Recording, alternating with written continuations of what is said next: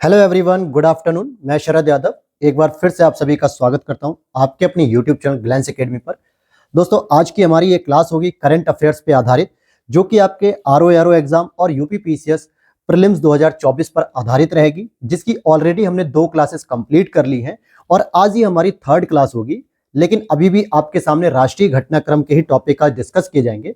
उसकी एक मेन वजह ये है क्योंकि जो घटनासार अर्धवार्षिकी 2 सीरीज में आई थी और साथ ही साथ घटना चक्र ई दृष्टि, जो कि अभी तक मार्केट में अवेलेबल नहीं हो पाई है, लेकिन उसके ऑफिशियल एप्लीकेशन पे कुछ पीडीएफ्स हमें परचेस करने पर मिल जा रही हैं, लेकिन वो शेयर नहीं हो पा रही है। इस वजह से मैं उसको ग्रुप में भी नहीं शेयर कर पाया। तो मैंने आपसे पहले ही कहा था कि आपको किसी भी मैगजीन को पढ़ने की जरूरत नहीं रहेगी, क्योंकि मैं घटनासार और घटना चक्र ई दृष्टि, जो कि दोनों ही मैगजीन बहुत ही स्टैंडर्ड होती हैं, दोनों को ही सारे टॉपिक कवर करूंगा। फिर चाहे वो नेशनल हो, इंटरनेशनल हो, इकोनॉमिक्स हो, यूपी स्पेशल हो, अपडेटेड हो, सारे सेगमेंट में दोनों मैगजीन से कवर कर रहा हूं और हैंड रिटन नोट्स में।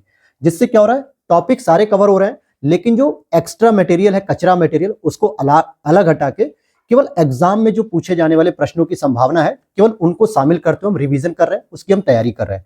जिसपे ऑलरेडी हमने 2 क्लासेस कंप्लीट कर ली थी और उन 2 क्लासेस में आपने देखा होगा, क्योंकि आपके पास घटनासार तो आराम से इजीली अवेलेबल होगी मार्केट में, या फिर मैंने उसकी पीडीएफ भी आपको टेलीग्राम डिस्कशन ग्रुप जो दिया था या टेलीग्राम चैनल, वहां पर मैंने पोस्ट कर दी थी। तो उसमें हम लोगों ने यहां पर लास्ट टॉपिक देखा था नेशनल में ईपीआर, जो कि एक्सटेंडेड प्रोडक्ट रेस्पॉन्सिबिलिटी से संबंधित था, इंदौर नगर निगम के बारे में, जो सेकंड लेक्चर में कंप्लीट किया था। लेकिन उसके आगे कुछ और भी टॉपिक थे जो इंपॉर्टेंट है, जो कि ई दृष्टि घटना चक्र, जो येलो कलर की बुक अभी आप गूगल पे देख पा रहे होंगे, लेकिन अभी तक घटना चक्र पब्लिकेशन के द्वारा मार्केट में अवेलेबल नहीं कराई गई है। लेकिन एप्लीकेशन से मैंने परचेस करके उसके हैंड रिटन नोट्स बनाए हैं, जिसमें आप देखेंगे कि घटना चक्र ई दृष्टि करंट अफेयर्स अपडेटेड पॉइंट, तो लगभग 30-35 टॉपिक यहां से भी मैंने कवर किए, क्योंकि बहुत सारे टॉपिक तो घटनासार में ही रिपीट हो रहे थे, तो उसको मैंने पहले ही कवर कर दिया था। और अब हम शुरू करते हैं उसके बचे हुए टॉपिक, जिससे आज आपका जो 3rd लेक्चर है वो पूरा नेशनल करंट अफेयर्स पे रहेगा, और जिसके बाद आप नेशनल करंट अफेयर्स के पूरे टोटल 70 टॉपिक्स कवर कर लोगे 1 साल के, जो आपके आरओ एग्जाम और यूपी पीसीएस में पूछे जाएंगे। इसके बाद आपको कुछ भी नहीं पढ़ना है, कोई मैगजीन नहीं पढ़नी, किसी भी चैनल को आप फॉलो करने की आवश्यकता नहीं है। आपको यहाँ पर दोनों ही करंट अफेयर्स को साथ में कंबाइंड करके हैंड रिटन नोट्स दिया जा रहा है। और बहुत सारे लोग इसकी पीडीएफ को परचेस करने के लिए मैसेज कर रहे हैं हमारे व्हाट्सएप टीम मेंबर के पास। तो मैंने पहले ही बताया था कि हो सकता है 18 तक अपडेट आएगी, लेकिन घटना चक्र ई दृष्टि पूरी तरीके से नहीं मिल पा रही है, तो इस वजह से हो सकता है आपको 20 तारीख तक इसकी पूरी complete PDF handwritten notes में मिल जाएगी। उसकी अपडेट मैं आपको जल्दी ही करूंगा। तो शुरू करते हैं आज के अपने इस टॉपिक को, और आज हमारा 44 नंबर से, जो कि पहला टॉपिक होगा आपके घटना चक्र ई दृष्टि से। तो पहला टॉपिक है हमारा स्वच्छता सर्वेक्षण, यानी स्वच्छ सर्वेक्षण 2023 की रिपोर्ट जारी की गई है, जो कि अभी हाल ही में 11 जनवरी 2024 को राष्ट्रपति द्रौपदी मुर्मू जी के द्वारा जारी की गई थी। और इसमें कितने शहरों का आकलन किया जा रहा था पूरे भारत से, तो 4477 यानी कि 4477 या 4477 शहरों का आकलन किया जा रहा था, और इसमें सभी राज्यों और यूनियन टेरिटरीज को शामिल किया गया है। अब यहाँ पे हम बात करेंगे, ये इसका 8वां संस्करण जारी किया गया, जबकि पहला संस्करण कब हुआ था, कमेंट सेक्शन में आप लोग कमेंट सेक्शन में बताइएगा उसका उत्तर, जब ये 8वां संस्करण हम लोग इस समय देख रहे हैं। तो समग्र रूप से इसमें 3 कैटेगरी बनती है। एक होता है 1 लाख से अधिक जनसंख्या पर कौन से जिले को सर्वोच्च रैंकिंग मिली, एक होता है 1 लाख से कम जनसंख्या, और दूसरा आता है गंगा शहर के बारे में। तो इस तरीके से 3 अलग अलग कैटेगरी में ये पुरस्कार दिया जाता है। तो समग्र रूप से हम देखते हैं कि 1 लाख से अधिक जनसंख्या में संयुक्त रूप से इस बार पहली बार रैंक 1 2 जिलों को मिली है। एक तो इंदौर, जो कि लगातार 7वीं बार इसको ये प्राइज मिला, और दूसरा है आपका सूरत, गुजरात का। तो आपको यहां पर ये नोटिस करना है कि इस बार रैंक 1 पे अकेले इंदौर नहीं है, बल्कि 2 शहर एक साथ संयुक्त रूप से दिए गए हैं, इंदौर एमपी का और सूरत गुजरात का। अगर हम यूपी की बात करें तो यूपी में ग्रेटर नोएडा या गौतम बुद्ध नगर को हम कह सकते हैं, जो कि 14th नंबर पे आता है, यूपी का पहला जिला बनेगा, लेकिन 14th नंबर पे इसको भी रैंकिंग दी गई है 1 लाख से अधिक जनसंख्या में। अब उसी तरीके से अगर हम 1 लाख से कम जनसंख्या में देखते हैं, तो यहाँ पे केवल बस आपको रैंक 1 याद रखनी थी, जो कि सासवड़ महाराष्ट्र में आता है, एक शहर है सासवड़। अब दूसरी कैटेगरी इसमें है कि जब राज्यों के बाद, जैसे अभी तो हमने जिलावार देखा कि स्वच्छता सर्वेक्षण में कौन सा जिला सबसे ज्यादा स्वच्छ है, तो इंदौर और सूरत संयुक्त रूप से, उत्तर प्रदेश का ग्रेटर नोएडा है, और 1 लाख से कम जनसंख्या में सासवाड़, जो कि महाराष्ट्र का है। लेकिन अगर हम 28 राज्य जो हैं हमारे यहाँ, उनमें अगर हम देखें कि कौन सा राज्य सबसे बेहतर प्रदर्शन करता है, तो समर्थ रूप में आप देखोगे तो रैंक 1 महाराष्ट्र को दी गई है और रैंक 2 आपके एमपी को दी गई है। बात करें यूपी की, तो यूपी को रैंक 9 दी गई है पूरे 28 राज्यों में। 9वें नंबर पे हमारा उत्तर प्रदेश आता है स्वच्छता अभियान के अंतर्गत। तो ये रैंकिंग राज्यों की भी हो गई। अब इसी तरीके से समग्र रूप से गंगा शहर का भी प्रदर्शन पूछा जाता है।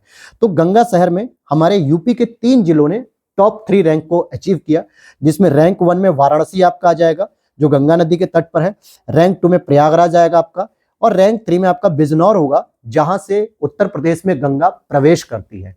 बिजनौर मुजफ्फरनगर की सीमा के पास बिजनौर से ही गंगा हमारे उत्तर प्रदेश में प्रवेश करती है और उत्तर प्रदेश के बलिया जिले से गंगा बाहर निकल जाती है, बिहार में पहुंच जाती है। हालांकि यूपी स्पेशल की जो पीवाईक्यू सीरीज अगर अभी तक आप लोगों ने नहीं देखी है तो उसकी प्लेलिस्ट मैंने बना दी है, आप उसे जरूर देख लीजिएगा। उसका एक लेक्चर ऑलरेडी हमने कर दिया है, बहुत ही शानदार लेक्चर रहा। दूसरा लेक्चर आज आपको मिलेगा शाम के समय तक। और वर्ल्ड ज्योग्राफी जो शॉर्ट नोट्स की क्लास चली है आप उसे भी जरूर फॉलो करें, जहां पे जो भी शॉर्ट नोट्स हैं वो आपके कंप्लीट कराया जा रहा है घटनाचक्र पूर्वालोकन से। आगे देखते हैं, रैंक 4 की बात करेंगे तो हरिद्वार उत्तराखंड का, और रैंक 5 की बात करेंगे कन्नौज यूपी। तो आप देखोगे गंगा शहरों के प्रदर्शन की बात करें तो 4 जो टॉप मोस्ट 5 जो शहर हैं उसमें 4 रैंकिंग तो हमारे भारत मतलब उत्तर प्रदेश के ही जिलों को मिल गई है। तो ये इंपॉर्टेंट प्रश्न बन सकता है, तो याद रख लेना। और इसी में एक और कैटेगरी है, यहाँ पर थोड़ा सा फोटो जो है कि ऊपर ब्लर हो गया, हालांकि सभी पेज साफ है, केवल बस यही पेज क्लियर नहीं होगा। तो कोई नहीं, आपको दिख रहा होगा, और नहीं दिख रहा है तो मैं बोल रहा हूं उसे समझिएगा कि इसमें एक और कैटेगरी बनाई गई थी कि सबसे स्वच्छ छावनी कौन सी है। कैंटोनमेंट बोर्ड जिसे हम लोग कहते हैं, आर्मी बेस जो होता है, तो महू छावनी जो कि एमपी में है ये सबसे स्वच्छ छावनी घोषित की गई। और उसी तरीके से चंडीगढ़ को सर्वश्रेष्ठ सफाई मित्र सुरक्षित शहर। आपको याद होगा कि सफाई मित्र एक योजना भी शुरू की गई थी 2021-22 में, जिसमें यह था कि जो सीवर टैंक वगैरह जो सफाई करने वाले जो सफाई कर्मी हैं उनकी कितनी सुरक्षा की जा रही है, उनको कौन कौन से आधुनिक उपकरण दिए जा रहे हैं जिसकी वजह से उन्हें गंदे गटर में टैंक में उतरना ना पड़े और सफाई भी हो जाए और उनकी जान भी सुरक्षित रहे। तो इस मामले में सबसे सुरक्षित शहर चंडीगढ़ माना जाता है। और इसी में अगर हम कचरा मुक्त शहरों में नोएडा को आप देखेंगे कि 5 स्टार रेटिंग प्राप्त की गई है, नोएडा को मिला है 5 स्टार रेटिंग। और स्वच्छ भारत मिशन का एक गीत भी इस बार विमोचित किया गया, यानी स्वच्छ भारत मिशन हालांकि 5-6 सालों से चल रहा है क्योंकि 8वां संस्करण है, लेकिन इसी अवसर पे पहली बार इसका एक गीत भी तैयार किया गया जिसके गायक होंगे कैलाश खेर। और इनका जो गीत है नया संकल्प नया प्रकल्प है, नया संकल्प है नया प्रकल्प है। तो ये एक टाइटल सॉन्ग है जो पूछा जा सकता है एग्जाम में, पहली बार इसके लिए लॉन्च किया गया है। तो यहाँ पे अब हम दूसरा टॉपिक पढ़ेंगे, पीएम जन मन। यहाँ पे न तो मन की बात हो रही है, ना ही यहाँ पे जनगण मन है, जन मन लिखा हुआ है, इसको ध्यान से समझना है। जो किससे संबंधित है, जनजाति जो समूह होते हैं उनके सुरक्षा से संबंधित ये पॉइंट है, ये मुद्दा है करंट अफेयर्स का, बहुत ही चर्चा में रहता है ये, और इससे प्रश्न बन सकता है। वीडियो अच्छी लगेगी तो लाइक कर देना दोस्तों, चैनल पर पहली बार हो तो सब्सक्राइब जरूर कर लेना, क्योंकि यहाँ पर आपको घटना चक्र, ई दृष्टि और घटना सार दोनों ही वार्षिकी का कंबाइंड करके मिश्रण के साथ करंट अफेयर्स के नोट्स तैयार करके आपको क्लासेस कराई जा रही है, जिसकी पीडीएफ आप लोग 1 से 2 दिन बाद आप आराम से दिए गए व्हाट्सएप नंबर से परचेस कर सकते हो। व्हाट्सएप नंबर वीडियो के नीचे मैंने ऑलरेडी लगा दिया है। बाकी उसकी अपडेट्स के लिए, पीडीएफ के अपडेट के लिए आप टेलीग्राम चैनल को ज्वाइन कर लेना, उसका भी लिंक नीचे दिया है, वहां पर उसकी अपडेट आ जाएगी। तो देखते हैं अगला टॉपिक है पीएम जनमन। 2011 की जनगणना के अनुसार माना जाता है कि भारत में जो शेड्यूल्ड ट्राइबल हैं अर्थात जनजाति हैं, उनकी जनसंख्या 10.45 करोड़ है, जो कि 18 राज्यों और अंडमान निकोबार को मिलाते हुए 75 समुदायों को पीवीजीटी मतलब होता है जो पर्टिकुलर जो वल्नरेबल जो ग्रुप होते हैं ट्राइबल के, यानी विशेष रूप से संवेदनशील जनजाति समूहों के रूप में वर्गीकृत किया गया है। तो 75 समुदायों को जो है कि पीवीजीटी में डाला गया है। जो अलग अलग राज्यों में, अंडमान निकोबार में भी जो जनजातियां हैं उन 75 समुदायों को पीवीजीटी में डाल दिया गया है। पीवीजीटी क्या होता है, जो पर्टिकुलर वल्नरेबल जो ग्रुप ऑफ ट्राइबल होते हैं उनको, संवेदनशील जो जनजातियां होती हैं उनकी सुरक्षा के लिए ये ग्रुप तैयार किया था, ताकि उनका संरक्षण किया जा सके, उनकी संस्कृति का, उनके कल्चर का, उनके खान पान का, उनके रहन सहन का, उनकी भाषा का, सबका संरक्षण किया जा सके। बजट 2023-24 में प्रधानमंत्री नरेंद्र मोदी के द्वारा पीएम पीवीजीटी विकास मिशन प्रारंभ किया गया, यानी प्रधानमंत्री विशेष रूप से संवेदनशील जनजाति समूह, इसका जो है कि मिशन प्रारंभ किया गया, जिसके लिए 3 वर्षों के लिए 15,000 करोड़ रुपए की धनराशि दी गई कि इन 15,000 करोड़ रुपए को अगले 3 वर्षों तक हम इनके विकास के लिए प्रयोग करेंगे। और इसी अवसर पे 15 नवंबर 2023 को जनजातीय गौरव दिवस, जो कि बिरसा मुंडा की याद में मनाया जाता है, जनजातीय गौरव दिवस के अवसर पर खूंटी जिला झारखंड से प्रधानमंत्री जनजातीय आदिवासी न्याय महाअभियान पीएम जनमन की शुरुआत की गई। तो अब आपको समझ में आ गया कि पीएम जनमन क्या है। इसकी फुल फॉर्म है जनमन, अर्थात प्रधानमंत्री जनजातीय आदिवासी न्याय महाअभियान, पीएम जनमन इसको कहते हैं। तो इसकी शुरुआत कहां से हुई है? खूंटी जिला झारखंड से। और इसमें मुख्य रूप से क्या किया जाएगा? जो 75 प्रकार की जो पीवीजीटी ग्रुप्स है उनको संरक्षण दिया जाएगा, जिसकी घोषणा बजट में ऑलरेडी 23-24 में की गई थी। क्लियर हो गया यहां तक? अब नमो दीदी, जो है कि नमो ड्रोन दीदी योजना।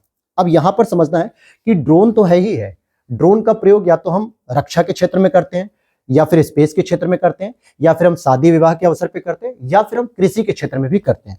तो यहाँ पे कुछ महिलाओं को जो है कि सेलेक्ट किया गया है, सेल्फ हेल्प ग्रुप से जो संबंधित है, उनको ड्रोन चलाने का प्रशिक्षण दिया जाएगा, जिसके माध्यम से वो किसानों के साथ खेतों में कीटनाशक और उर्वरकों का छिड़काव करेंगी। और इसी योजना को मोदी जी के द्वारा नाम दे दिया गया है नमो ड्रोन दीदी योजना। तो समझते हैं, 15 अगस्त 2023 को 77 यानी कि 77वें स्वतंत्रता दिवस के अवसर पे दिल्ली के लाल किले से इसकी घोषणा की गई थी, नमो ड्रोन दीदी योजना। तो जब किसी योजना की घोषणा की जाती है तो फिर उसके बाद उसको इंप्लीमेंट किया जाता है, उसके लिए नियम बनाया जाता है, बजट लाया जाता है। तो आप यहां पर देखोगे कि क्या किया गया कि इस हेतु 30 नवंबर को प्रधानमंत्री ने प्रधानमंत्री महिला किसान ड्रोन केंद्र का शुभारंभ किया। किसका? प्रधानमंत्री महिला किसान ड्रोन केंद्र का शुभारंभ किया। और ये पूरी तरीके से सेंट्रली स्पॉन्सर्ड स्कीम होती है, जिसको हम कहते हैं कि केंद्र प्रायोजित योजना, जिसका पूरा का पूरा वित्त पोषण केंद्र सरकार करेगी, जिसका पूरा संचालन केंद्र सरकार करेगी। इसलिए इसको CSS, सेंट्रली स्पॉन्सर्ड स्कीम कहा जाता है। इसमें 15,000 चयनित महिला सेल्फ हेल्प ग्रुप को ड्रोन प्रदान किया जाएगा। ड्रोनों का उपयोग वो नैनो उर्वरकों और कीटनाशक छिड़काव के लिए करेंगी। लेकिन वो ड्रोन चलाना कैसे, उसका रिमोट कैसे कंट्रोल करना है, कैसे आप पूरे खेत को कवर कर सकते हो, कैमरे में एक जगह बैठ के देख सकते हो, इन सभी चीजों के लिए महिलाओं को ट्रेनिंग दी जाएगी। और इसी अवसर पे नमो ड्रोन दीदी योजना का शुभारंभ किया गया। तो यहाँ पूछा जा सकता है कि ये योजना किस राज्य सरकार के द्वारा है या केंद्र सरकार? तो केंद्र सरकार के द्वारा की गई है। और इसकी घोषणा ऑलरेडी 77वें स्वतंत्रता दिवस के अवसर पे लाल किले से मोदी जी ने की थी और इसकी शुभारंभ कर दिया गया है। फिर बात करेंगे आजादी का अमृत महोत्सव। हालांकि हम लोग अमृत काल में ही चल रहे हैं। अमृत काल कब से कब तक है? 75वें वर्ष से लेके 100वें वर्ष तक चलेगा, जो कि आजादी का जो 75वां वर्ष, क्योंकि आजादी हमें 1947 में मिली और इस समय हम लोग 75वां वर्ष सेलिब्रेट कर रहे हैं 2022-23 से ही। और ये 100वें वर्ष तक, इट मीन्स कि 2047 तक हम पूरे अमृत काल के दौरान रहेंगे। लेकिन इसी दौरान आजादी का जो अमृत महोत्सव शुरू किया गया था 2021-22 में, उसका अब समापन कर दिया गया है। अमृत काल महोत्सव का समापन किया गया, अमृत काल का नहीं, वो तो 100वें वर्ष तक चलेगा। तो समझते हैं, 31 अक्टूबर 2023 को कर्तव्य पथ, कर्तव्य पथ किसे कहते हैं? जो इंडिया गेट के सामने, राष्ट्रपति भवन और इंडिया गेट के बीच में जो 2.5 किलोमीटर की डिस्टेंस है, पूरी एक रोड है, उसी को कहा जाता था पहले राजपथ, लेकिन अब उसका नाम बदल के कर्तव्य पथ कर दिया गया है। तो उसी इंडिया गेट के सामने से प्रधानमंत्री नरेंद्र मोदी जी ने राष्ट्रीय एकता दिवस, क्योंकि 31 अक्टूबर को सरदार पटेल जी के याद में हम लोग राष्ट्रीय एकता दिवस मनाते हैं, नेशनल यूनिटी डे। इस अवसर पे मेरी माटी मेरा देश एवं मेरा युवा भारत, जिसको माई भारत भी कहते हैं, इस 2 अभियान को शुरू किया गया उसी कर्तव्य पथ पर। और इसी के साथ आजादी का अमृत महोत्सव का फिर समापन भी कर दिया गया 31 अक्टूबर 2023 को, जिसकी शुरुआत की गई थी 12 मार्च 2021 को। तो आजादी का अमृत महोत्सव 12 मार्च 2021 को शुरू किया गया था, जिसको 2 साल लगातार सेलिब्रेट किया गया और 31 अक्टूबर 2023 को अब इसका समापन कर दिया गया। तो यहां से समापन इंपॉर्टेंट नहीं है, लेकिन इंपॉर्टेंट है कि मेरी माटी मेरा देश प्रोग्राम कब लॉन्च हुआ, या मेरा युवा भारत कब लॉन्च हुआ, या फिर आजादी का अमृत महोत्सव कब लॉन्च हुआ। और आगे देखते हैं, इसी अवसर पे 31 अक्टूबर 2023 को अमृत महोत्सव स्मारक का भी शिलान्यास नई दिल्ली के कर्तव्य पथ इंडिया गेट के पास किया गया। और इस अभियान की जो टैगलाइन थी, मतलब अमृत महोत्सव की जो टैगलाइन थी, मिट्टी को नमन वीरों को वंदन, यानी कि हम अपनी भारत की मिट्टी को नमन करते हैं, जो हमें आत्मनिर्भर बनाती है, खाद्यान्न सामग्री प्रदान करती है, हमारी जलवायु से हमें सुरक्षा करती है, हमें आवास प्रदान करती है। साथ ही साथ उन वीरों का हम वंदन करते हैं जिन्होंने हमें आजादी में अपने बलिदान दिए, अपनी आज मतलब शहादत दी, तो हम उनको भी वंदन करते हैं। और इसी अवसर पे 3 और प्रमुख डेट हैं जो इससे संबंधित है। जैसे 15 नवंबर जनजातीय गौरव दिवस होता है, 26 दिसंबर वीर बाल दिवस होता है, 14 अगस्त को विभाजन विभीषिका स्मृति दिवस, क्योंकि 14 अगस्त को ही पाकिस्तान अलग हो जाता है भारत से, तो भारत 15 अगस्त को अपनी आजादी का स्वतंत्रता दिवस मनाता है, जबकि पाकिस्तान 14 अगस्त को सेलिब्रेट करता है। तो विभाजन की जो पहली लकीर खींचती है वो 14 अगस्त 1947 को खींचती है। इसीलिए विभाजन विभीषिका स्मृति दिवस, यानी उस विभाजन के दर्दनाक क्षण को याद करते हुए उनके प्रति हृदय में प्रेम संजोए रखना है और ऐसे लोगों के प्रति हमें बलिदान और शहादत की याद को बनाए रखना है। तो इसी के अवसर पर ये 2-3 फैक्ट थे, जहां से आपके प्रश्न अगर कुछ भी पूछेगा तो अब इससे बाहर नहीं जाएगा, क्योंकि मैंने सारे फैक्ट को बहुत अच्छी तरीके से कवर किया है, जिसमें आप लोग खुद ही जब आपके पास मार्केट में वो मैगजीन आ जाएगी घटनाचक्र की दृष्टि, तो आप देखोगे कि हाँ, इस क्लास में बहुत बेनिफिट मिलेगा। पूरा कचरा मटेरियल हटा के केवल एग्जाम ओरिएंटेड जो आरओ और यूपी पीसीएस के लिए इंपॉर्टेंट रहेगा। अब इसी पे आप देखोगे नमो भारत ट्रेन, ये क्या है भाई? ये मेट्रो से 3 गुनी स्पीड में चलने वाली ट्रेन है, जो कि दिल्ली एनसीआर को क्षेत्रीय रीजन से जोड़ने के लिए, जैसे यूपी, हरियाणा और राजस्थान के कुछ प्रमुख शहरों से जोड़ने के लिए, जैसे आपका मेरठ से यात्रा चलेगी, बुलंदशहर से चलेगी, इसी तरीके से अलीगढ़ से चलेगी, इसी तरीके से करनाल जींद से चलेगी, अलवर भरतपुर से चलेगी।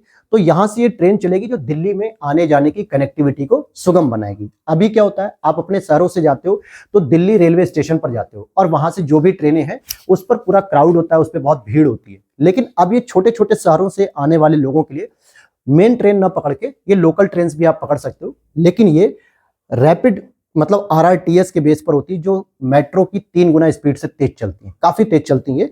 लगभग इनकी जो एवरेज स्पीड है वो 140-150 किलोमीटर प्रति घंटे की स्पीड है, और इतनी स्पीड आपको पता है वंदे भारत जैसी ट्रेनों की है, जो बुलेट ट्रेन की श्रेणी में आती है।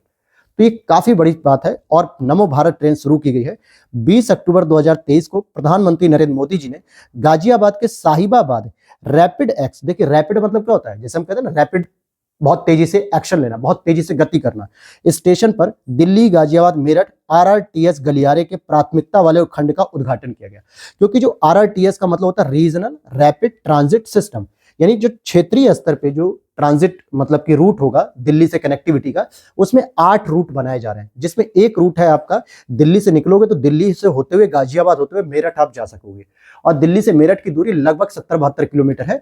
तो इतनी छोटी छोटी दूरी को आप कवर कर सकते हो 1 घंटे या 45 मिनट के अंदर। और ऐसे दिल्ली के चारों तरफ जो इंपॉर्टेंट शहर है वहां से 8 कॉरिडोर बनाए जा रहे हैं, जिसमें पहला कॉरिडोर आपका दिल्ली गाजियाबाद मेरठ आरआरटीएस था, जिसका उद्घाटन अक्टूबर में किया गया है गाजियाबाद के साहिबाबाद जिले स्टेशन से। तो यहाँ पे बात हो गई, और इस पहली ट्रेन का जो उद्घाटन किया गया उसका नाम रख दिया गया नमो भारत ट्रेन, जो कि राष्ट्र को समर्पित की गई है, और ये भारत की पहली ट्रेन है। अब यहाँ पे ये टॉपिक आपको समझ में आ गया होगा। अगला टॉपिक है आपका गांगे डॉल्फिन, यानी कि गंगैटिक डॉल्फिन जिसे हम कहते हैं। अब यहाँ पे डॉल्फिन से रिलेटेड जितने भी प्रश्न आपसे बन सकते हैं वो सारी चीजें हमने एक ही जगह पे कवर कर दी है, क्योंकि जरूरत पड़ने पे मैंने गूगल को भी विजिट किया और गूगल से भी जो जो मुझे जानकारी मिली वो सारी चीजें रखी, ताकि आपका इस बार आरओ के एग्जाम में और पीसीएस के एग्जाम में एक भी करंट अफेयर्स का क्वेश्चन गलत नहीं होना चाहिए। तो बिल्कुल नहीं गलत होगा। तो देखते हैं, सबसे पहले इसका वैज्ञानिक नाम अगर हम बात करें तो प्लेटनिस्टा गंगैटिका। हालांकि जब एग्जामिनर गंगैटिका वर्ड देगा तो आप समझ लोगे, क्योंकि वो पूरा नाम देगा प्लेटनिस्टा गंगैटिका। और इसकी 4 प्रजातियां होती हैं जो मीठे पानी में पाई थी, क्योंकि डॉल्फिन हमेशा स्वच्छ पानी में पाई जाती है, न कि गंदे पानी में। और डॉल्फिन खारे पानी में भी नहीं पाई जाती, इसलिए समुद्र में आपको डॉल्फिन नहीं मिलेगी क्या, ठीक है, मीठे पानी मिलेगी। तो देखा जाए तो इसकी जो 4 प्रजातियां हैं, एक होती गांगे डॉल्फिन जो गंगा नदी में मिलती है, एक होती बैजी डॉल्फिन जो यांगजी नदी चीन में मिलती है, एक भूलन डॉल्फिन जो सिंधु नदी में मिलती है, और एक बोटो डॉल्फिन जो अमेजन नदी साउथ अमेरिका में जो अमेजन नदी बहती है वहां पर मिलती है। देखा जाए तो बैजी डॉल्फिन जो चाइना में बहती थी मतलब मिलती थी, उसको इस समय वल्नरेबल या विलुप्त प्राय कैटेगरी में रख दिया गया है। तो हम बात करेंगे गंगे डॉल्फिन जो गंगा नदी में मिलती है। तो इस डॉल्फिन का एक अन्य नाम भी है टाइगर ऑफ द गंगा, यानी इसको गंगा का शेर कहा जाता है, गंगा का चीता कहा जाता है, टाइगर ऑफ द गंगा। 2010 में सबसे पहले इसे राष्ट्रीय जलीय जीव घोषित कर दिया गया था। हालांकि यह भी एक मछली का ही प्रकार है, तो 2010 में राष्ट्रीय जलीय जीव इसे घोषित किया गया था नेशनल लेवल पर। लेकिन अभी ये करंट में क्यों आया, क्योंकि अक्टूबर 2023 में अभी हाल ही में उत्तर प्रदेश ने इसको राज्य जलीय जीव घोषित किया, यानी राज्य का जो जलीय जीव होगा वो डॉल्फिन को घोषित किया गया, जबकि 2010 में ऑलरेडी राष्ट्र सरकार के द्वारा घोषित किया गया था। तो आप कहोगे क्या सर ये हमारी राज्य मछली भी होगी, तो मैं कहूंगा नहीं, हमारी राज्य जो मछली होगी वो होगी चितला, जो पहले से ही है। बस उसको राज्य का जलीय जीव घोषित किया गया जो जल में पाया जाता है, न कि राज्य मछली। दोनों में अंतर है, डॉल्फिन है जरूर मछली, लेकिन राज्य मछली चितला है और इसका राज्य का जो जलीय जीव घोषित होगा वो डॉल्फिन होगा। तो जरा डॉल्फिन से संबंधित और भी बातें समझ लेते हैं यहाँ पे, क्योंकि एक ही जगह पे समझ लेंगे। जैसे IUCN की जो रेड लिस्ट होती है, जिसमें पौधों और जीव जंतुओं के संकटग्रस्त स्थिति को निर्धारित किया जाता है, तो यहाँ पे जो गंगेटिक डॉल्फिन है उसे संकटग्रस्त की श्रेणी में रखा गया है, यानी बहुत संकट की स्थिति में इसका बचाव और संरक्षण करना जरूरी है। वहीं भारत का जो वन्यजीव संरक्षण अधिनियम 1972 है, इसकी अनुसूची फर्स्ट में से शामिल किया गया। और साइट्स की अगर हम बात करें तो इसके परिशिष्ट वन में सूचित किया गया है। तो ये 3 अलग अलग कैटेगरी पे इसको मैंने आपको बताया कि अगर आपके एग्जामिनर पूछ लेते हैं कि गंगेटिक डॉल्फिन को अभी हाल ही में उत्तर प्रदेश का जलीय जीव घोषित किया गया, ये IUCN की लिस्ट में कौन सी स्थिति में आती है, तो संकटग्रस्त में आती है। ऐसे ही प्रश्न बनेगा, ये नहीं कि डायरेक्ट पूछ लेगा डायरेक्ट तो और आसान है। विक्रमशिला डॉल्फिन अभ्यारण्य बिहार में स्थित है, जो कि भागलपुर जिले में है, और 5 अक्टूबर को राष्ट्रीय डॉल्फिन दिवस मनाया जाता है। और इसके संरक्षण के लिए 15 अगस्त 2020 को प्रधानमंत्री नरेंद्र मोदी जी ने प्रोजेक्ट डॉल्फिन की घोषणा की थी। जिस प्रकार से हम लोग 1973 के प्रोजेक्ट टाइगर को पढ़ते हैं, 1992 के प्रोजेक्ट एलिफेंट को पढ़ते हैं, ठीक उसी प्रकार से डॉल्फिन के संरक्षण के लिए प्रोजेक्ट डॉल्फिन 15 अगस्त 2020 को लॉन्च किया गया और इस पे काम किया जा रहा है ताकि डॉल्फिन का संरक्षण किया जा सके। तो यहां से डॉल्फिन कंप्लीट हो गया। अब एक आता है आपका जनजातीय विश्वविद्यालय, जिसको मैंने सेकंड लेक्चर या फर्स्ट लेक्चर में डिटेल से बताया था, लेकिन कुछ चीजें मुझे एक्स्ट्रा मिली जो घटनाचक्र ए दृष्टि मिला, जो काम की थी, इसलिए मैंने इसको अलग से इसमें ऐड कर दिया। सबसे पहले बात करेंगे कि सममका सरक्का जठारा, ये एक मेला है जो कि कुंभ मेले के बाद भारत का दूसरा सबसे बड़ा मेला है, लेकिन ये मेला जनजातियों के द्वारा आयोजित होता है। तो जनजातीय स्तर पे देखेंगे तो ये एशिया का सबसे बड़ा जनजातीय मेला है। इतना बड़ा मेला किसी भी और जनजातीय देशों में नहीं होता है जितना भारत में होता है। तो अगर हम समग्र रूप से देखें तो कुंभ मेले के बाद सेकंड नंबर पे आता है, लेकिन जनजातीय मेले की बात करेंगे तो ये पहले नंबर पे आता है। और ये किस जनजाति के द्वारा होता है, तो यह मेला द्विवार्षिक तौर पे कोया जनजाति के द्वारा आयोजित किया जाता है। कौन सी जनजाति? कोया जनजाति। और तेलंगाना सरकार ने इसको स्टेट फेस्टिवल यानी कि राज्य उत्सव के रूप में इसे घोषित किया है। इस मेले के दौरान पूरा जो है कि सार्वजनिक अवकाश रखा जाता है, 2 से 3 दिन का पूरी व्यवस्था की जाती है। पुलिस प्रशासन भी इसमें पूरी तरीके से संलग्न रहता है। तो ये बहुत बड़ा एक जनजातीय मेला है। और इसी अवसर पे प्रधानमंत्री नरेंद्र मोदी जी के द्वारा समक्का सरक्का केंद्रीय जनजातीय विश्वविद्यालय की स्थापना की गई।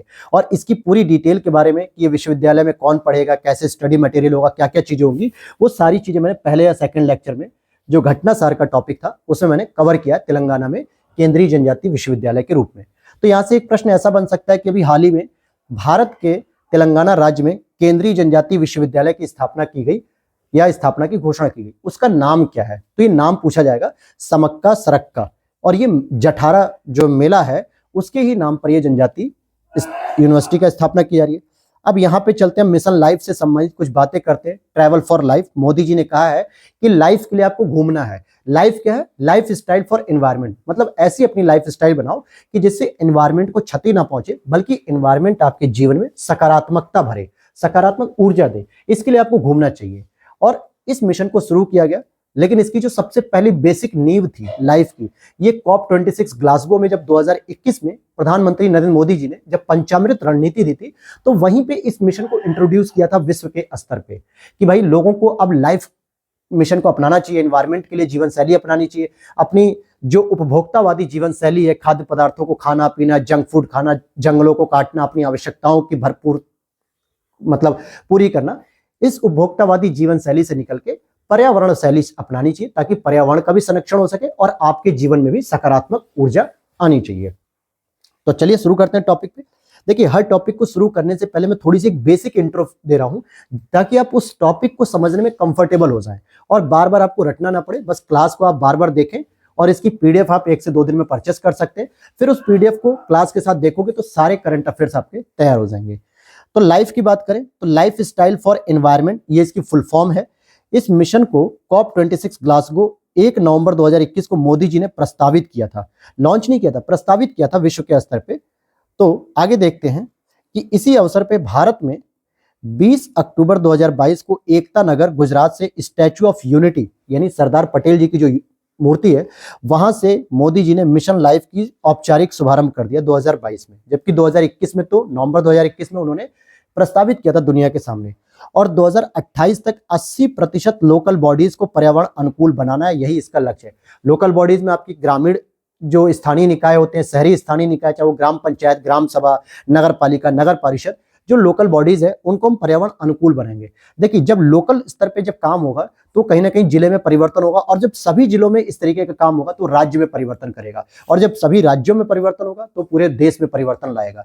तो हमें किसी भी चीज को अगर इंप्लीमेंट करना है तो सबसे पहले हम लोकल बॉडीज को अगर हम सुधारेंगे, जहां पे आम पब्लिक के द्वारा इंट्रोड्यूस होता है, सामान्यतः लोग जो है कि लोकल बॉडी से इंट्रोड्यूस होते हैं, मिलते हैं, अपने प्रधान से मिलते हैं, अपने पार्षद से मिलते हैं, नगर निगम मेयर महापौर से मिलते हैं, तो धीरे धीरे ये परिवर्तन शुरू होता है। तो 80% तक पर्यावरण अनुकूल बनाना है लोकल बॉडीज को 2028 तक। 27 सितंबर 2023 को विश्व पर्यटन दिवस पर भारत मंडपम न्यू दिल्ली में जो स्थित है, इससे ट्रैवल फॉर लाइफ को वैश्विक रूप से लॉन्च किया गया।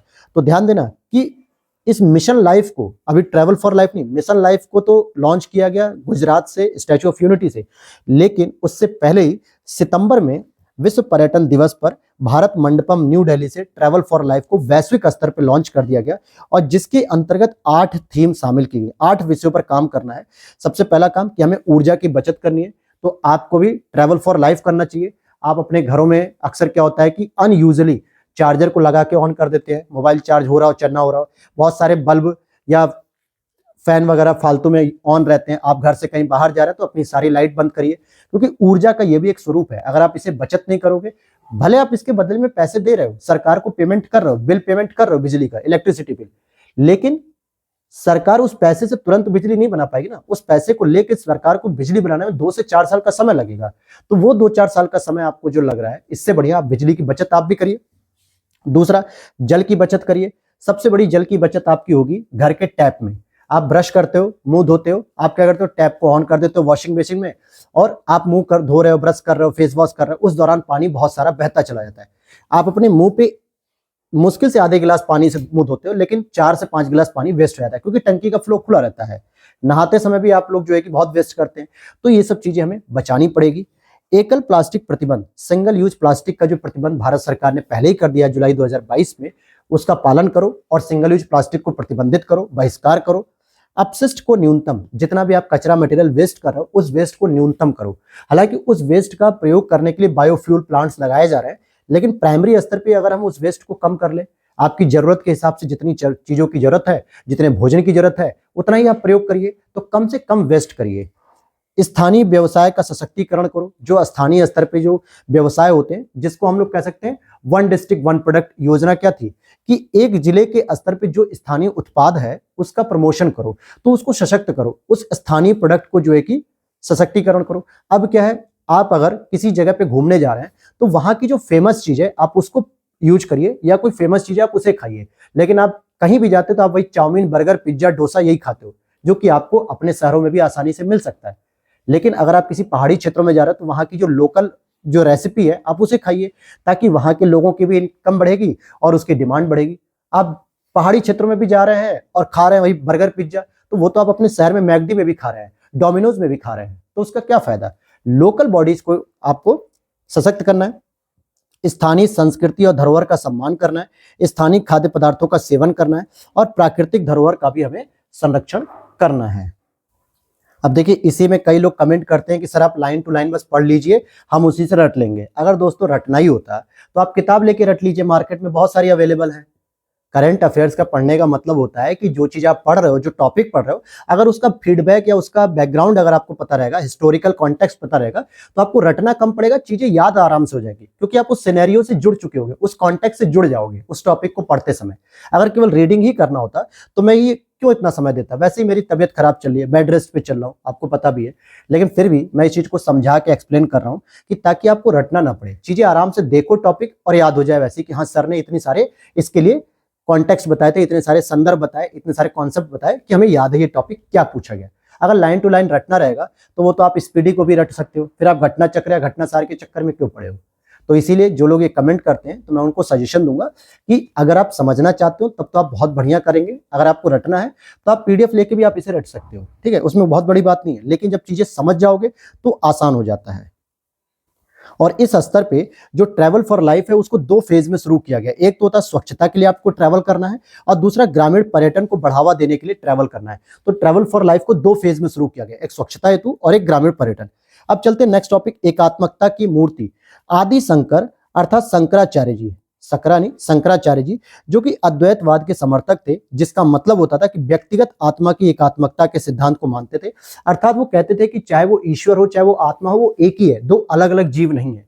जैसे बहुत सारे उस समय सिद्धांत आते थे, शुद्धाद्वैतवाद, विशिष्टाद्वैतवाद, द्वैताद्वैतवाद, अद्वैतवाद, कि इसमें आत्मा और परमात्मा को अलग अलग माना जाता था। लेकिन शंकराचार्य ने कहा कि आत्मा और परमात्मा एक ही है, परमात्मा का ही एक छोटा सा अंश है जो हमारे शरीर में आत्मा के रूप में विद्यमान है। अब परमात्मा हमेशा सकारात्मक ऊर्जा देता है, हमेशा सकारात्मक सोच रखता है, लेकिन फिर भी अगर मानव पतित जीवन की वजह से कुछ गलत काम कर रहा है, अर्थात उसको ईश्वर का ज्ञान नहीं हुआ है। तो ये अद्वैतवाद था, यानी एकात्मकता की बात करते थे, एक ही सिद्धांत की।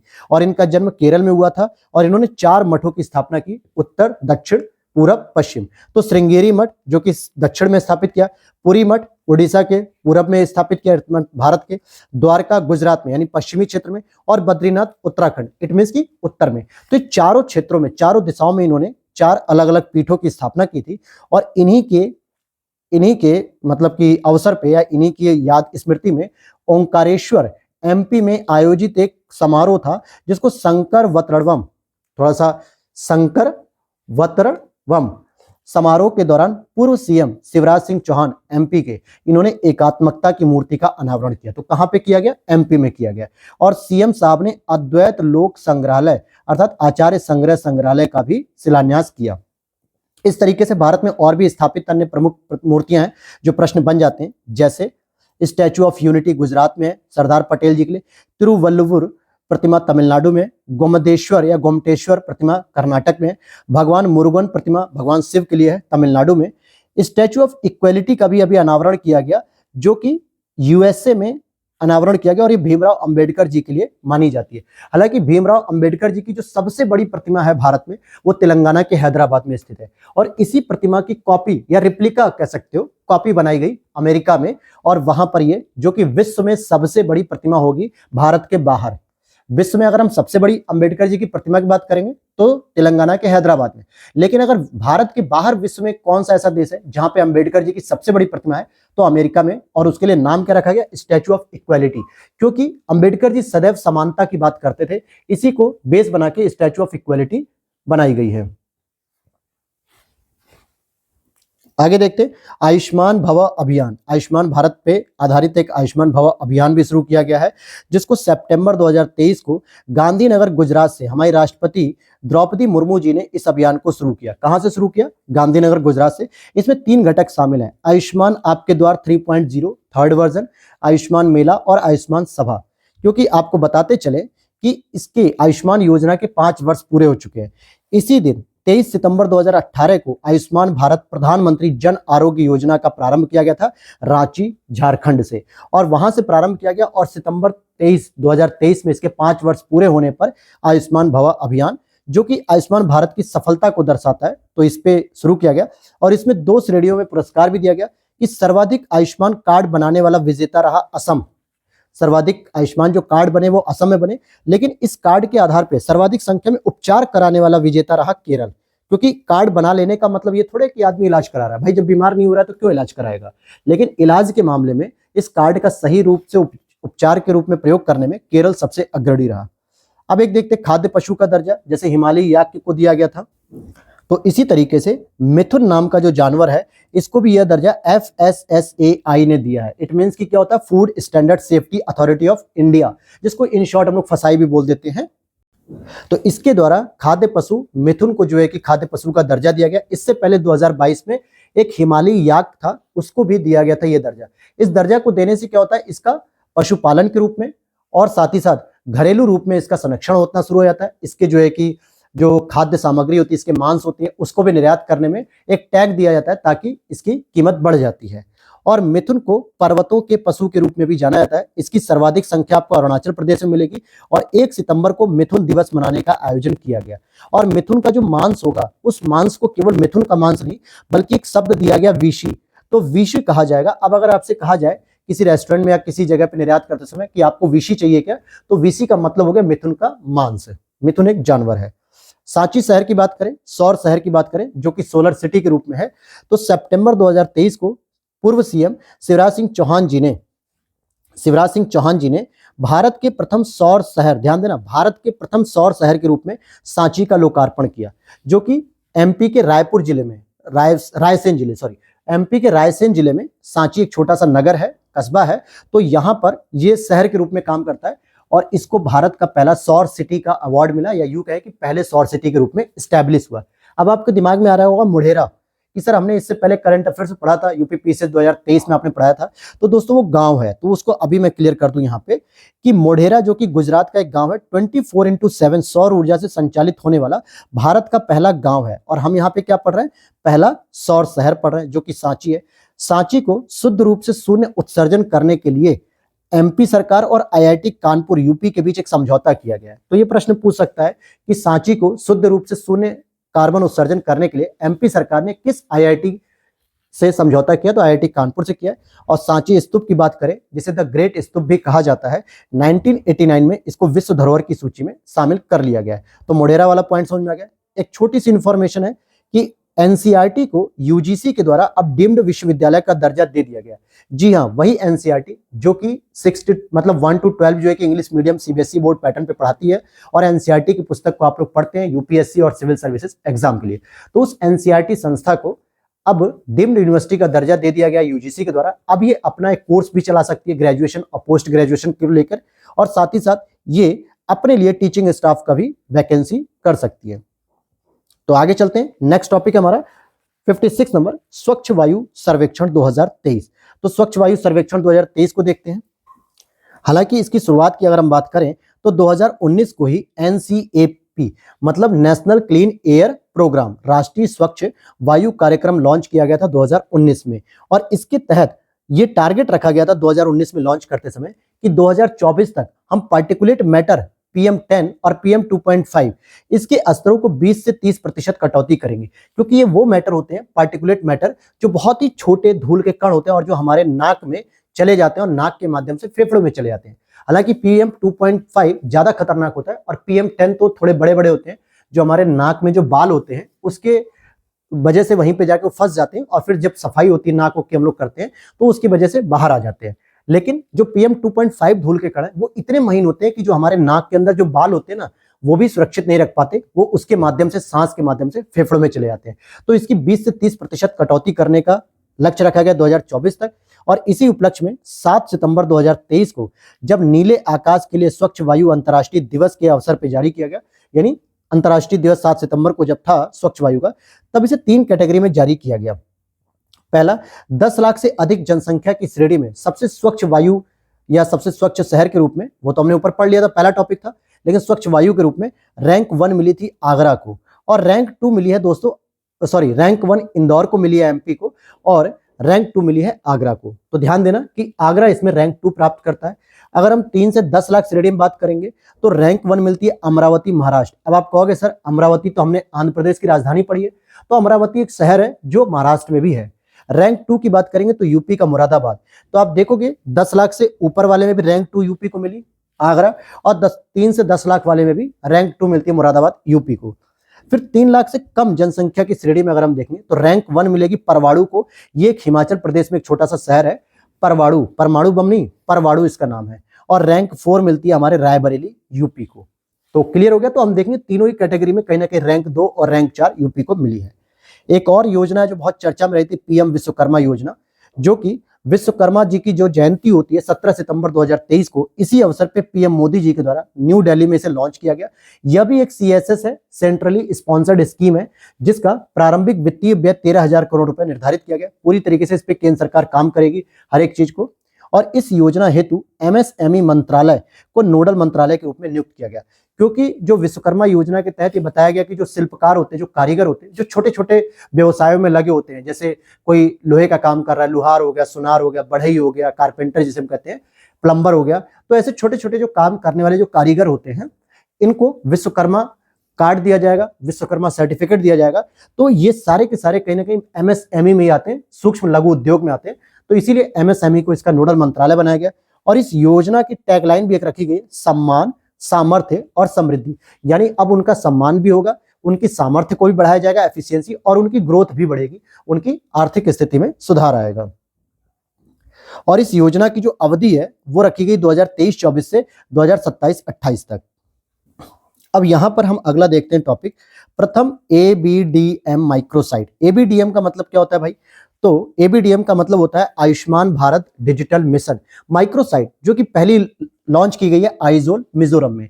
असल में इसमें हो क्या रहा है, तो देखिए 27 सितंबर 2021 को प्रधानमंत्री नरेंद्र मोदी जी ने 2021, 23 नहीं, ये मत सोचना कि सर ने गलत लिखा है, पहले समझिए पूरे कॉन्टेक्स्ट को। 2021 में ABDM Ayushman Bharat digital mission को प्रारंभ किया गया था और इसकी अवधि रखी गई थी 5 वर्षों की।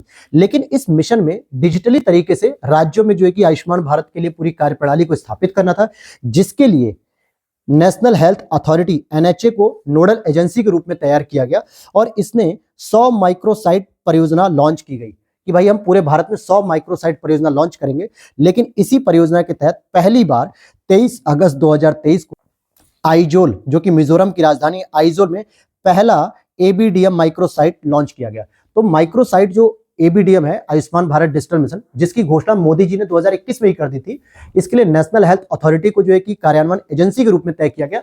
तो इसने कहा कि हम 100 माइक्रोसाइट बनाएंगे पूरे देश में, जिसमें पहली माइक्रोसाइट तैयार की गई है एबीडीएम माइक्रोसाइट के रूप में आइजोल मिजोरम में। और इस तरीके से मिजोरम जो है कि भारत का पहला राज्य बन गया जहां पे एबीडीएम माइक्रोसाइट तैयार की गई है। तो क्लियर हो गया, ये आयुष्मान भारत से संबंधित जो भी डिजिटल प्रक्रिया है उसको स्टैब्लिश करेगा। तो ये पहली प्रक्रिया वहां पे है। अब आते हैं इंडिया स्मार्ट सिटीज अवार्ड प्रतियोगिता 2022। आवासन और शहरी कार्य मंत्रालय द्वारा इसका आयोजन किया था। जो इंडिया की जो स्मार्ट सिटीज होती हैं, जो स्मार्ट शहर होते हैं, उनको भी कुछ अवार्ड दिए जाते हैं, जिसका पहला संस्करण जारी हुआ था 2018 में, फिर उसका सेकंड 2019 में, थर्ड 2020 में। कोविड के दौरान 2021 में इसका कोई भी संस्करण जारी नहीं किया गया, तो इसका फोर्थ संस्करण 2022 का जारी किया गया 2023 में। तो अगर हम बात करें इसमें जो अवार्ड की, तो राष्ट्रीय स्मार्ट सिटी अवार्ड किसे मिला? मतलब राष्ट्र के स्तर पे जो सबसे स्मार्ट सिटी है, स्मार्ट शहर, उसका अवार्ड मिलता है रैंक 1 इंदौर को, एमपी को, और रैंक 3 मिलती है आगरा को। और अभी यही सेम कॉम्बिनेशन हमने देखा था राष्ट्रीय स्वच्छ वायु कार्यक्रम में, जिसमें इंदौर पहली रैंकिंग पे था और आगरा दूसरी रैंकिंग पे था। लेकिन यहाँ पे आगरा तीसरी रैंकिंग में है, स्वच्छ के साथ साथ स्मार्ट सिटीज के रूप में भी। और राज्य पुरस्कार की बात करें कि कौन सा राज्य सबसे बेहतर स्मार्ट शहरों से संबंधित है, तो रैंक 1 में आएगा आपका एमपी, रैंक 2 में आएगा तेलंगाना, सॉरी तमिलनाडु, और रैंक 3 में आएगा आपका यूपी। क्लियर हो गई बात। और सर्वश्रेष्ठ यूनियन टेरिटरीज की बात करेंगे तो चंडीगढ़ आती है, क्योंकि चंडीगढ़ को तो दोस्तों सेक्टर वाइज स्टैब्लिश ही किया गया है, ह्यूमन मेट के तरीके से, बहुत ही स्टैंडर्ड तरीके से उसको स्टैब्लिश किया गया है। आगे देखते हैं अमृत भारत स्टेशन योजना। अब यहाँ पे अमृत काल में जो भी काम होता है मोदी जी के द्वारा, उस पे अमृत भारत या नमो भारत दिया जाता है, जो कि भारतीय पहचान को और मजबूत करती है। तो रेल मंत्रालय द्वारा रेलवे स्टेशनों के आधुनिकीकरण करने का जो प्रोजेक्ट लाया गया था, उसी को एक नया नाम दे दिया गया कि अब हम जो रेलवे स्टेशन का आधुनिकीकरण कर रहे हैं, असल में वो हम आधुनिकीकरण नहीं बल्कि अमृत भारत स्टेशन योजना के नाम से उसे जानेंगे। इसमें टोटल 1309 कुल रेलवे स्टेशनों को चिन्हित किया गया भारत में। 1309 केवल स्टेशन नहीं है, स्टेशन तो हजारों की संख्या में, लेकिन पहले चरण में हमने 1309 रेलवे स्टेशनों को चिन्हित किया जहां पे उनका आधुनिकीकरण किया गया, जिसमें सबसे अधिक 156 रेलवे स्टेशन यूपी के शामिल हैं। तो आपसे सीधा प्रश्न पूछेगा कि अमृत भारत स्टेशन योजना के अंतर्गत रेलवे के द्वारा जो स्टेशनों का आधुनिकीकरण किया जा रहा है, उसमें किस राज्य में सबसे अधिक स्टेशन लिए गए? तो यूपी में। और कितने स्टेशन? 156। हालांकि इसमें पहले चरणों में हम अभी 560 स्टेशनों को ही आधुनिकीकरण करेंगे, फिर आगे और स्टेप बढ़ेंगे। तो आपको यूपी स्पेशल ये प्रश्न बनना है। फिर आता है राज्य की खाद्य सुरक्षा सूचकांक। दोस्तों आज ही इस क्लास को हम लोग कवर कर लेंगे, जिसमें नेशनल जो है कि आपके 3 लेक्चर में कवर होगा, क्योंकि जब 2 मैगजीन में फॉलो कर रहा हूं, आप लोगों की बहुत डिमांड थी कि सर घटनाचक ई दृष्टि, जो कि येलो कलर की आ रही है इस बार, और घटनासार, तो उसको जो है कि कंबाइन करके मैंने हैंड रिटन नोट्स तैयार किए, जिससे 40 टॉपिक, लगभग 45 टॉपिक आपके घटनासार के थे और लगभग 40 के आसपास ही घटना चक्र के थे। तो इस तरीके से पूरे टोटल आपके टॉपिक हो जाएंगे 70, क्योंकि कुछ टॉपिक सेम थे दोनों में, तो मैंने उसको नहीं लिखा क्योंकि ऑलरेडी हमने उसकी क्लास कर ली। इसके बाद आपको जो इंटरनेशनल रिलेशन की क्लास मिलेगी, उसमें भी आप देखोगे कि घटनासार और घटनाचक्र ई दृष्टि दोनों का कंपाइलेशन होगा, जो शायद एक ही क्लास में कवर हो जाएगा, क्योंकि सबसे अधिक करंट बनता है नेशनल से। इंटरनेशनल, इकोनॉमिक्स, यूपी स्पेशल, ये सब छोटे छोटे होंगे, तो हम दोनों ही मैगजीन को कवर करके एक ही क्लास में निपटा देंगे, तो उसके लिए आपको परेशान नहीं होना है। तो चलिए टॉपिक पे आते हैं कि food safety standard authority of India द्वारा ये प्रतिवर्ष जारी किया जाता है, और इसका पहला संस्करण 2019 को विश्व खाद्य सुरक्षा दिवस 7 जून के अवसर पे जारी किया गया। तो एक यहाँ पे और प्रश्न बन सकता है कि विश्व खाद्य सुरक्षा दिवस कब मनाया जाता है? 7 जून को। और वर्तमान में 2023 में इसका 5वां संस्करण जारी किया गया। तो जरा देखते राष्ट्रीय खाद्य सुरक्षा में कि कौन सा राज्य सबसे बेहतर प्रदर्शन कर रहा है। तो बड़े राज्यों की श्रेणी में आप देखोगे कि जहां पे पूरी तरीके से खाद्य की सुरक्षा है, किसी भी व्यक्ति को परेशान नहीं होना पड़ता है, तो उसमें रैंक 1 में आता है आपका केरल, रैंक 2 में आता है पंजाब। अब आप कहोगे सर कि खाद्यान्न की सामग्री की बात करें तो यूपी में सबसे अधिक होता है, पंजाब में सबसे अधिक होता है, केरल कैसे रैंक बनाया? तो देखिए यूपी में अगर सबसे अधिक हम खाद्यान्न का उत्पादन कर रहे हैं तो यूपी में सबसे अधिक जनसंख्या भी तो है, उस आधार पर देखोगे तो हर व्यक्ति को भोजन नहीं मिल पा रहा है। पंजाब में प्रोडक्टिविटी अधिक है लेकिन वहां भी जनसंख्या अधिक है, और केरल में जनसंख्या बहुत कम है, तो इसलिए केरल रैंक 1 आता है बड़े राज्य की श्रेणी में, रैंक 2 पंजाब, और यूपी आपका रैंक 5 में आता है राज्य खाद्य सुरक्षा। और उसमें छोटे राज्यों में देखेंगे तो गोवा रैंक 1 और रैंक 2 पे मणिपुर। यूनियन टेरिटरीज में देखेंगे तो रैंक 1 जम्मू कश्मीर और रैंक 2 दिल्ली। तो ये आपका अलग अलग होता है। ध्यान देना, इसको नीति आयोग नहीं, food safety standard authority of India के द्वारा जारी किया था। अब यहाँ पे कुछ यूनिवर्सिटी की रैंकिंग होती है जिसको हम लोग कहते हैं नेशनल इंस्टीट्यूट रैंकिंग फ्रेमवर्क, जो भारत में जो संस्थान है, विश्वविद्यालय है, इनकी रैंकिंग जारी की गई 2023। इसकी शुरुआत 29 सितंबर 2015 में मोदी सरकार के सत्ता में आने के बाद शुरू किया गया, और पहला संस्करण इसका जारी किया गया था 2016 में। तो वर्तमान में 2023 में ये इसका 8वां संस्करण जारी किया जा रहा है। तो इसमें भी पिछली बार एक प्रश्न आया था यूपी पीसीएस में कि कॉलेज की श्रेणी में कौन सबसे बेस्ट कॉलेज माना जाता है पूरे भारत में। तो इसलिए इसको फिर से ध्यान से समझना है आपको। ये 5 श्रेणियों में दिया जाता है। एक तो होता है समग्र ओवरऑल, दूसरा कॉलेज की श्रेणी, तीसरा यूनिवर्सिटी की श्रेणी, चौथा रिसर्च इंस्टीट्यूट, और 5वां नवाचार। ध्यान रखना है कि नवाचार यूपी स्पेशल बन जाएगा आपका प्रश्न। क्यों? क्योंकि नवाचार इसमें पहली बार इसे जारी किया जा रहा है, और इसमें भी यूपी के आईआईटी कानपुर को पहला रैंक मिल गया। तो ये स्टैब्लिश किया गया है। अच्छा प्रश्न है, बन सकता है। अगर हम ओवरऑल की श्रेणी में देखें, समग्र श्रेणी में, तो रैंक 1 मिलती है आपके आईआईटी मद्रास को, रैंक 2 मिलती है आईआईएससी बेंगलुरु को, Indian institute of science Bengaluru को, और रैंक 5 आपको मिलती है ओवरऑल में आईआईटी कानपुर को। विश्वविद्यालय की श्रेणी में देखें तो रैंक 1 मिलता है आईआईएससी बेंगलुरु को। कॉलेज की श्रेणी में देखेंगे तो रैंक 1 मिलता है मिरांडा हाउस, जो कि दिल्ली में है, और यही वाला प्रश्न आपका पिछली साल पूछा गया था 2022 या 23 के प्रीलिम्स में, कॉलेज की श्रेणी में। वहीं नवाचार की श्रेणी में देखेंगे, जिसको पहली बार जोड़ा जा रहा है, तो इसमें रैंक 1 मिलता है आईआईटी कानपुर को। और इसमें और भी कुछ श्रेणियां हैं, जिसमें प्रबंधन श्रेणी यानी मैनेजमेंट, तो इसमें जो पहली रैंकिंग मिलती है आईआईएम अहमदाबाद को दी जाती है। अब चलते हैं पुराने एमसीक्यूज पे, यानी पुराने कॉन्सेप्ट पे, जो कि नया संसद भवन। अच्छा, इससे एक सीधा प्रश्न आपसे पूछेगा कि नई संसद भवन से पहला विधेयक कौन सा था जो पारित हुआ था? तो वो था नारी शक्ति बंधन अधिनियम, जो कि महिलाओं को जो सितंबर में बिल लाया गया, जिसमें 33% आरक्षण दिया जा रहा है। तो ये नई संसद भवन से पहला संवैधानिक संशोधन अधिनियम था जो पारित किया गया। सेंट्रल विस्टा परिसर का जो विचार था दोस्तों 1931 में ही लाया गया था अंग्रेजों के द्वारा, जिसमें यह माना जा रहा था कि जो सेंट्रल विस्टा हम परिसर तैयार करेंगे कॉम्प्लेक्स, जिसमें राष्ट्रपति भवन शामिल होगा, संसद भवन शामिल होगा, north block and south block, क्योंकि नॉर्थ ब्लॉक और साउथ ब्लॉक आप दिल्ली में जाएंगे राष्ट्रपति भवन के पास, वहां घूमने के लिए ओपनली फ्री रहता है, आप अपना जा सकते हैं, वहां देख सकते हैं। तो एक विदेश मंत्रालय होता है और एक रक्षा मंत्रालय होता है, नॉर्थ और साउथ ब्लॉक, और अभिलेख कार्यालय या राष्ट्रीय अभिलेखागार भी इसे हम कहते हैं। तो ये आपका सेंट्रल विस्टा परिसर में आते हैं, सेंट्रल विस्टा कॉम्प्लेक्स में। तो 1931 के कॉन्सेप्ट में ही अभी आप देखोगे कि 28 मई 2023 को प्रधानमंत्री नरेंद्र मोदी जी के द्वारा नई संसद भवन का उद्घाटन किया गया, जो ट्रायंगल शेप में, कैसे है, कुछ इस तरीके से ट्रायंगल शेप में 28 मई 2023 को इसका उद्घाटन किया गया। तो इससे संबंधित और भी कुछ जानकारियां हैं, जैसे इसी दौरान मोदी जी के द्वारा 75 रुपए का एक सिक्का और एक स्मारक डाक टिकट जारी किया गया। अच्छा, नए संसद भवन की जो डिजाइन थी वो कौन लेके आया था? तो अहमदाबाद स्थित एक आर्किटेक्चर फर्म है HCP design planning and management प्राधिकरण लिमिटेड, इसके द्वारा केवल डिजाइन तैयार किया गया था। जैसे ब्लूप्रिंट तैयार होता है ना, जब हम घर बनवाते हैं अपना, तो हम जाते हैं इंजीनियर के पास, प्रॉपर्टी वालों के पास, कि भाई हमारे लिए एक आर्किटेक्चर के पास जाते हैं कि हमारे लिए एक ब्लूप्रिंट तैयार कर दो कि हम अपने इस प्लॉट में कैसे घर बनवाएं। वो घर नहीं बनाता है आके, बल्कि वो एक ब्लूप्रिंट तैयार करता है। तो इसी तरीके से ब्लूप्रिंट जो तैयार किया गया था HCP design planning and management प्राधिकरण लिमिटेड के द्वारा जो गुजरात की कंपनी है। लेकिन उस पूरे के पूरे प्रोजेक्ट को इंप्लीमेंट किसने किया, जमीनी स्तर पे कौन उस बिल्डिंग को बना रहा था, वो टाटा प्रोजेक्ट था। कौन था? टाटा प्रोजेक्ट। इसमें 3 प्रमुख प्रवेश द्वार रखे गए, जहां पे उनके नाम दिए गए ज्ञान द्वार, शक्ति द्वार, कर्म द्वार। ये 3 इसके प्रमुख प्रवेश द्वार भी हैं। अगर इसमें हम बात करें तो नई जो लोकसभा सीट होगी वो 888 लगभग लोकसभा सीटें हैं। राज्यसभा की बात करेंगे तो 384। आप इन दोनों को टोटल कर लेना और टोटल भी याद रख लेना। लोकसभा का जो आंतरिक स्ट्रक्चर बनाया गया है इस तरीके से, तो राष्ट्रीय पक्षी मोर पर आधारित है, और राज्यसभा का जो आंतरिक जो स्ट्रक्चर है, बैठने उठने का सिटिंग अरेंजमेंट सब कुछ, वो राष्ट्रीय पुष्प कमल पर आधारित है। अब चलते हैं ऑपरेशन समुद्रगुप्त की बात करते हैं।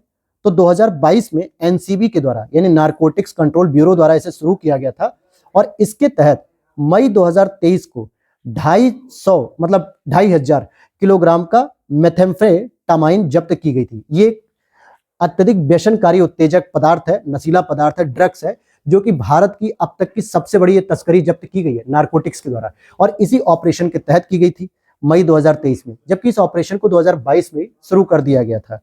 और ये होता क्या, मेथेम्फेटामाइन, ये आपके मस्तिष्क में प्राकृतिक रसायन जो डोपामाइन होता है उसकी मात्रा बढ़ा देता है जब आप इसका सेवन करते हैं। और इसी से संबंधित 2 पॉइंट और याद रख लेना जो अफीम से संबंधित है, क्योंकि ये दोनों ही क्षेत्र विश्व के प्रमुख अफीम उत्पादक क्षेत्र हैं। एक गोल्डन ट्रायंगल आपने पढ़ा होगा, एक गोल्डन क्रिसेंट। गोल्डन ट्रायंगल का मतलब होता है स्वर्णिम चतुर्भुज, स्वर्ण त्रिभुज, जिसमें थाईलैंड आता है, म्यांमार आता है, लाओस आता है, और इसी म्यांमार की वजह से हमारे नॉर्थ ईस्ट के राज्यों से होते हुए पूरे भारत में ड्रग्स की तस्करी होती है। तो गोल्डन ट्रायंगल बहुत खतरनाक चीज है भारत की पूर्वी तरफ। और दूसरा एक गोल्डन क्रिसेंट है, स्वर्ण अर्धचंद्राकार, जो कि पाकिस्तान, अफगानिस्तान और ईरान, यहां पर अफीम का उत्पादन होता है। तो पाकिस्तान, अफगानिस्तान के माध्यम से भारत के जम्मू कश्मीर, लद्दाख, पंजाब होते हुए पूरा का पूरा ड्रग्स सप्लाई होता है। और इसीलिए पंजाब जो है कि ड्रग्स से बहुत ज्यादा पीड़ित है, क्योंकि पाकिस्तान की सीमा साझा होती है, वहां से जो है कि अफीम भारत में पहुंच जाती है, और पूरा का पूरा पंजाब ड्रग्स के नशे में धुत पड़ा हुआ है। शाहिद कपूर की एक मूवी आई थी जिसमें आपने देखा होगा उड़ता पंजाब, तो वो कहाँ उड़ रहे थे, वो ड्रग्स के नशे में उड़ रहे थे सारे के सारे। तो वो मूवी आप देखना, उसमें बताया गया है। तो देखो कि भारत पश्चिमी क्षेत्र पर भी गोल्डन क्रिसेंट जैसे अफीम उत्पादन क्षेत्र से लड़ रहा है, जहां पे भारत में ड्रग्स की तस्करी हो रही है, और भारत पूर्वी क्षेत्र में भी, नॉर्थ ईस्ट जैसे क्षेत्रों में भी लड़ रहा है, म्यांमार जैसे क्षेत्रों से, थाईलैंड जैसे क्षेत्रों से क्या हो रहा है, ड्रग्स की तस्करी हो रही है। तो इसको रोकने के लिए ही ये सारे प्रयास चलाए जा रहे हैं। अब आ जाइए मणिपुर हिंसा। बस 4 से 5 और टॉपिक है, अगले 5 मिनट में आपकी ये क्लास कंप्लीट हो जाएगी और नेशनल करंट अफेयर्स आपका कंप्लीट हो जाएगा। तो अगला ये है मणिपुर हिंसा। मणिपुर हिंसा बहुत चर्चा में थी, तो इसमें मैंने बहुत सारी चीजें नहीं लिखी है, लेकिन जो इंपॉर्टेंट है, जो एग्जाम में पूछ सकता है, वही मैंने बताया। पहली चीज कि मणिपुर 3 राज्यों से बाउंड्री शेयर करता है, नागालैंड से, असम से, मिजोरम से। लेकिन मैं अगर आपको एक चीज और बता दूं कि क्या ये अंतर्राष्ट्रीय स्तर पर भी कोई सीमा साझा करता है, तो मैं कहूंगा बिल्कुल, क्योंकि अरुणाचल प्रदेश के नीचे नागालैंड होता है और नागालैंड के नीचे मणिपुर है, जहां पर म्यांमार से ये जो है कि पूर्वी दिशा में अपनी सीमा को साझा करता है। और यहाँ की जो प्रमुख जनजाति समूह है वो मैतेई है, नागा है, कुकी चिन है। अब यहाँ पर जो भी मणिपुर हिंसा थी, क्या क्या था, बलात्कार का केस था, जो आंदोलन था, छात्र धरने दे रहे थे, उस घटना को मैं नहीं बताऊंगा। बस यहाँ पे ये देखना है कि जो मणिपुर हिंसा हुई थी उसकी जांच के लिए एक आयोग को गठित किया गया है। क्या किया गया? एक आयोग गठित किया गया, और उस आयोग के जो अध्यक्ष होंगे वो अजय लांबा जी हैं, क्योंकि ये गुवाहाटी हाईकोर्ट के पूर्व मुख्य न्यायाधीश रह चुके हैं।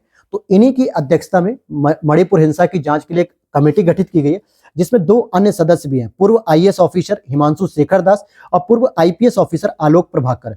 तो मणिपुर हिंसा की जांच के लिए प्रश्न सीधा बन सकता है कि भाई जांच कमेटी जो बनाई गई वो किसकी अध्यक्षता में है, या इसमें कौन से सदस्य शामिल हैं। और इसी के साथ एक मणिपुर शांति समिति गठित की गई कि किसी भी तरीके से मणिपुर हिंसा के बाद जो हिंसा तो समाप्त हो गई, लेकिन लोगों के अंदर जो ज्वालामुखी फट रहा है कि कहीं दोबारा ना हिंसा हो जाए, उसको शांत करने के लिए तो एक शांति समिति गठित की गई, जिसकी अध्यक्षता मणिपुर की राज्यपाल अनुसुईया उइके कर रही हैं। और इसमें अन्य सदस्य के रूप में सीएम साहब एन बीरेन सिंह और अन्य भी सदस्य शामिल हैं। तो शांति समिति की जो अध्यक्षता है वो वहां की राज्यपाल कर रही हैं। और इसी के बाद मणिपुर में भी जब शांति समझौता हुआ, तो एक समझौता हुआ जिसमें 29 नवंबर 2023 को नई दिल्ली में केंद्र सरकार और मणिपुर सरकार ने यूएनएलएफ, जिसका मतलब यूनाइटेड नेशनल लिबरेशन फ्रंट, इसके द्वारा एक शांति समझौता किया गया। और इसका गठन जो है यूएनएलएफ का 1964 में किया गया। और ये एक हथियार बंद समूह है जो मणिपुर में अपनी मैती या जो भी जातियां हैं उनकी सुरक्षा के लिए काम करती है। तो इसी के द्वारा भी ये दंगे वगैरह फैलाए गए थे।